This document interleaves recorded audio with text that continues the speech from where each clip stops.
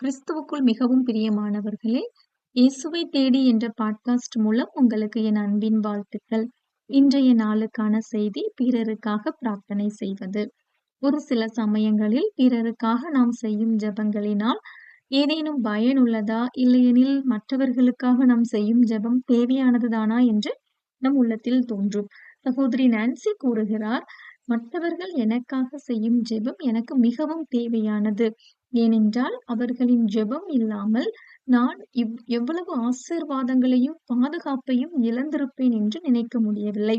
அதனால் தினமும் எனக்காக ஜெபிப்பதற்கு தேவன் வைத்திருக்கும் ஜெப குழுவிற்காக நான் தேவனுக்கு நன்றியுள்ளவள் என்று கூறுகிறார்.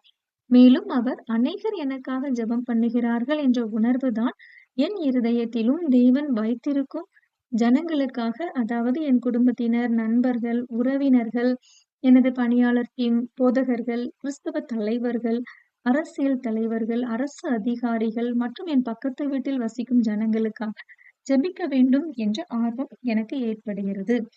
மற்றவர்கள் எனக்காக ஜெபிக்கிறார்கள் என்பது எனக்கு மிகுந்த ஊக்கம் அளிக்கிறது, உற்சாகமா இருக்கிறது. அதனால் நான் என் அமைதி நேரம் செய்யும் இடத்தில், அதாவது தேவனோடு ஜெபம் செய்யும் நேரம், இதனை குவைட் டைம் என்றும் கூறலாம். அந்த குவைட் டைம் செய்யும் சேருக்கு அருகில் கார்ட்ஸ் வைத்திருப்பேன். சில சமயங்களில் அந்த கார்ட்ஸில் நான் யாருக்காக ஜெபம் செய்தேனோ அவர்களுக்கு நான் இன்று உங்களுக்காக ஜெபம் செய்தேன் என்று ஒரு சிறு மெசேஜ் எழுதி அவர்களுக்கு அனுப்புவேன். அது அவர்களுக்கு மிகுந்த ஆறுதலையும் சந்தோஷத்தையும் அளிக்கும் என்று தனது அனுபவத்தை நான்சி கூறுகிறார். ஒருவேளை உங்கள் உள்ளத்திலும் தேவன் மற்றவர்களுக்காக ஜெபம் செய்ய நினைப்பூட்டுகிறார் என்றால் மறக்காமல், அசட்டை பண்ணாமல் தேவன் நினைப்பூட்டும் நபருக்காக கருத்தாய் ஜெபியுங்கள். உங்களுக்காக ஜெபிக்கும்படி தேவன் மற்றொருவரை ஏற்படுத்துவார்.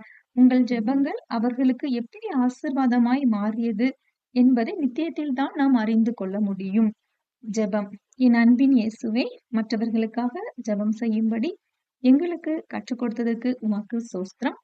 நாங்கள் இனி மற்றவர்களுக்காக கருத்தாய் ஜெபிக்க கிருபை தாரும். எங்களுக்காகவும் ஜெபிக்கும்படி எழுப்பினவர்களுக்காக உமக்கு நன்றி செலுத்துகிறோம். ஆமேன். இந்த message August 15, 2024 Nancy DeMoss Wolgemuth அவர்களின் சீக்கிங் ஹிம் புரோகிராமில் இருந்து எடுக்கப்பட்டது. தேங்க்யூ.